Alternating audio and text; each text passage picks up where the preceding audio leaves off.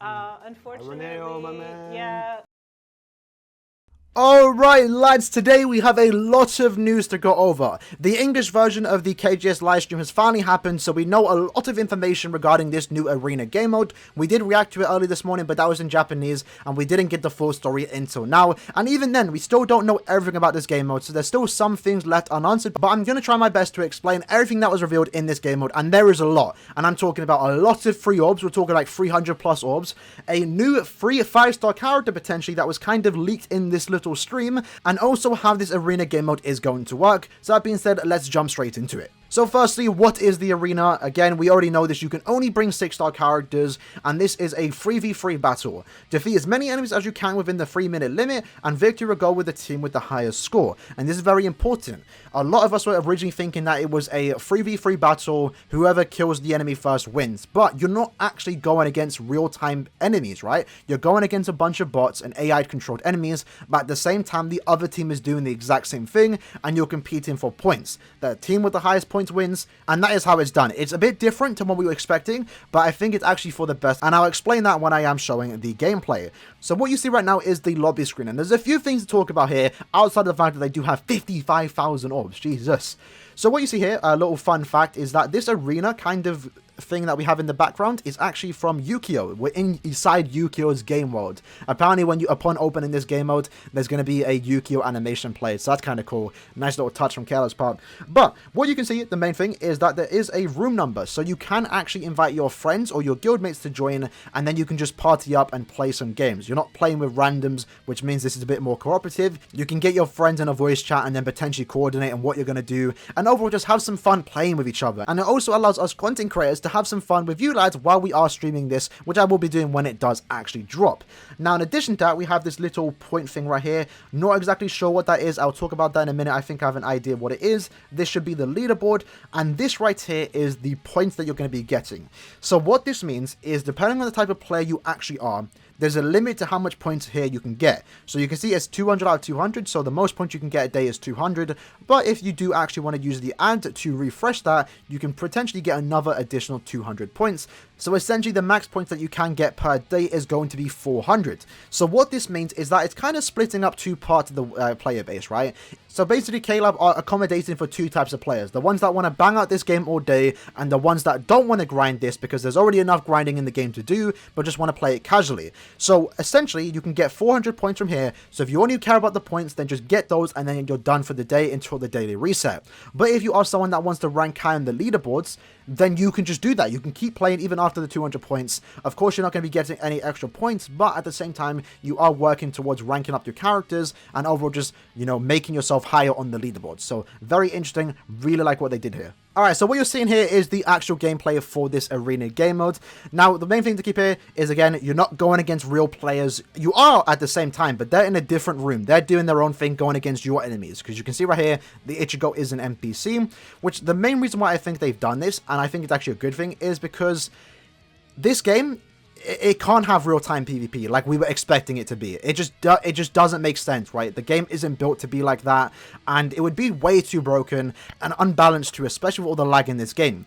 With the way they built it like this, it helps with the lag problem because you're not going against real players. You're going against enemies, but you're competing for points. And you can see here, you get points for killing the little mini enemies. That's where you're mainly going to be getting most of your points from. But at the same time, if any of the enemies spawn in, which is indicated by this red little icon, leading you to the direction of that enemy, you can get extra points. Killing that Kenpachi right there give you 125 points, where only killing this one gives you 40 points. So it is important you mix and match which enemies you are killing. Maybe strategizing with your teammates on what portion of the map you should take over might be the go-to for this. In addition to that, during these 3 minutes, you're also going to be getting arena missions, where it says here, the first team to defeat 20 enemies is going to get additional points. So at the same time, you're killing the enemies, you're working with your team, you're doing additional things. I'm not sure if all of them are always going to be defeat 20 enemies. Maybe it's going to be something else. We're going to have to wait and see, but defeating 20 enemies is going to be giving you more additional points. Now, in addition to that, there's also a way, I don't know how this is, you see these orange bars right here. Again, we still need to know more information about this,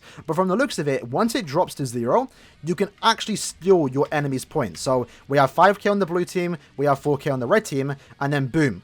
Look at that, 6,000 on the blue team and then 3,000 on the red team. So there's actually ways to come back in if you are losing or to make sure that you take the dub. And that's basically how the blue team did win, or they did almost come back because I believe they also stole points. Yeah, they did too. So you can also steal points back. It's a bit weird on how that does work, but it's interesting. And you can also get a free soul bomb in the center of the map. So you probably want to save that for when a bunch of enemies do spawn in, and you can just make sure you kill them as fast as possible. Maybe saving your soul bomb for the little missions that might appear where you have to kill 20 enemies. Saving your soul bomb for that might be the go-to to clear as much waves as possible. Now, in addition to that, we have a lot to talk about here on just an end screen. The first thing to note is that the team that did win ended up getting 100 trophies, and that takes this character to rank 2, in which he gets an extra reward. But at the same time, even if you do lose, you can also get additional trophies, right? So this team did lose. Maiko, this Japanese named Emila, they lost, but they ended up getting 10 trophies, and the Ichigo right here, who was the best performing player on the losing team, still walked away with 30 trophies. So even losing, you still get rewarded to a certain extent. Now, in addition to that, what you can see here, there is actually a replay button. So you and your friends can get into a lobby, and you can just non-stop play. You don't have to keep backing out of the game mode, joining each other. You can just stay in a lobby, and you can just keep farming this game mode together, which I really do appreciate. This is a very nice quality of life update, and now that this replay button does exist, it potentially means that it might slowly be added to future content for other game modes like Epic Raids and Co-op. I'm really hoping that's the case, because now that it does exist, it definitely means they can do it, and hopefully they do, because that would be so, especially when you're farming with a couple lads on Discord or stuff like that, where you're all going to just be joining the same lobby anyway. This little button right here would save us a lot of extra time. Now, what you see here is that this character got rewarded for ranking up. So he got 100 trophies that got him to rank 2, and for that he got 15 arena medals. Now, we don't know exactly what these medals are used for, potentially for an exchange shop where we can get extra materials. We'll have to wait and find out what that is. But in addition to that, you can see that because this Okura did rank up to level 2, they got 80 medals, or 80 of these green coins, which are going to use to power up your characters. And since you can see here that this person got 0 arena points, that obviously does mean that you can play this all day even when your arena medals are done or capped at 0.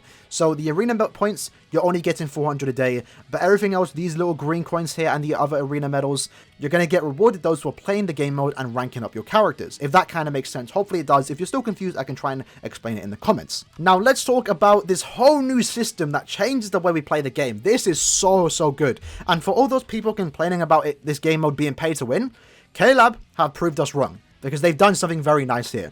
So what you see here is that every character is now going to work differently. So for example, this character right here, Dangai Ichigo, it does have his normal soul trait, which is no attack damage plus 20%.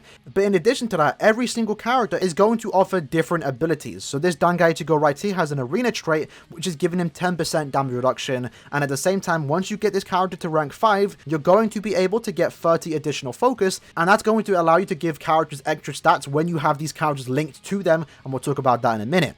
In addition to that, the main thing to notice here, lads, is that Transcendence, Link Sort, and accessories don't have a part in this game mode. So that means it's, again, not pay to win. It doesn't really offer you an advantage if you have all these maxed out characters. But do keep in mind, though, is that you can still get extra stats from being 5 out of 5. So there is still somewhat of a quote-unquote pay-to-win aspect. If you bring a 5 out of 5 character, naturally they're going to have more stats than a character that's 1-5. But it's not that big. As you can see right here, if a character is 1-5, he gets a 4% increase to all his stats. So I would assume when a character is 5-5, they might get a 20 to 25% increase on all their stats, and that's a lot better than having an additional 1000 stamina, 500 attack, 500 SP, 1000 focus, and 300 defense. This is way more balanced, and it also means that you can bring characters into this mode that's 5-5, but if you haven't worked on their Transcendence, then it doesn't really matter, because you don't need to. The main thing here is just to have their Soul Bomb level 5-5, and I think that's way better. Also, they do mention here the arena ability, which we're going to talk about more so in a minute. This also gives you additional stats by leveling it up. So this one right here is all stats plus 5%. So in the long run, if you do want to level up your character even more, you have to work on them within this game mode. Now, this right here is the support link. So this is where you're going to be linking some characters to gain additional stats and also to gain additional abilities, right? So every character has seen a rework in this game mode. So normally, for example, this Okyo would be a 12% recharge, and this Soifon would be a 25 sat.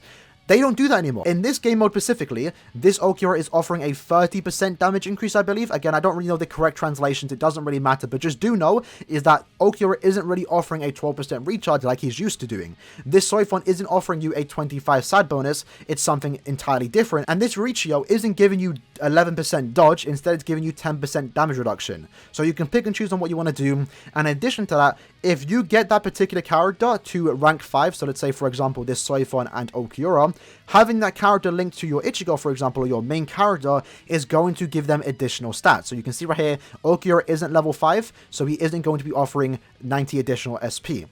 The Soifon isn't level 5, so she isn't going to be offering 90 additional SP. But once you do get them to level 5, then they are offering those extra stats. And you don't need to level up link slots. And from the looks of it, there's either 4 or 5 support links. So you can get a lot of additional stats, and you can also get a lot of additional support abilities from these characters. So this kind of encourages you to work on your main character, but also at the same time, if you are using someone as a link, you want to at the very least, get them to level 5 so they can get their additional stats, encouraging you to play with those characters too. So it's actually kind of fun. There's no system where you can just level up a character to level 5 without having to work on them and play with them. So it's actually encouraging you to use different characters in this specific game mode, which I really, really do like. And you can see on the side here that this Ichigo, or whatever character is here, does have a lot of additional stats. So this is what you could be looking like when you have your character at level 10, and also maybe potential other stats from the links. Now, in addition to that, we also have the character rank and trophies. So you can see here, there is also some kind of button to see what trophies each character has. Each character is going to have their own set of trophies.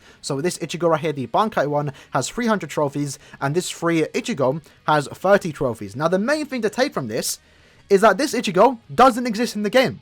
As we all know, the Shikai free Ichigo that they gave out for the first anniversary of Global is a technique character. This is a mind one, and I don't think that's a mistake. So this might potentially mean that we're going to get some kind of event in the future to give us a free mind Ichigo, similar to what we got with the free mind Con event that we got a few months ago. So again, if that is the case, that's a free character to get, 125 free orbs, and also a free 5 out of 5 character for you Ichigo fans. So very, very cool. I really do like it. So what we have here is the extra levels, right? These are the arena levels that each character is going to have individually. So there's a difference between rank 5 and arena levels, right? Arena levels you're going to get by giving them green coins and also giving them these materials. Arena rank is what you're going to get by playing the character, and you increase that rank by getting trophies, which you can do by winning. So that's a big difference, right? So getting this character to level 5 in here is not going to be the same as getting a character rank 5 here to offer them additional stats. You rank them up by playing with those characters. But this here offers you a massive stat increase. This is where you're going to get most of your stats. So as you can see, there are 10 levels, and getting a character from level 1 to 5 is going to cost you 2,000 of these green medals, which from the looks of it is rewarded by leveling up your character by winning with trophies. So for example, as you saw here, by getting his character to rank 2, he got 80 green coins. So I'm assuming the more you rank up, the more coins you do get, but at the very least, it only takes one win to get your character to rank 2. So what you could do is just use different characters, and in doing so, let's say you get 10 characters to level 2, boom, you got yourself 800 green coins. Which I think is a pretty cool way of getting these medals. You could rank up a lot of different characters, but you could also just focus on one character. And to get these green coins, you're going to want to win and get those trophies. So getting those green coins by ranking up your character, you can then invest into their arena level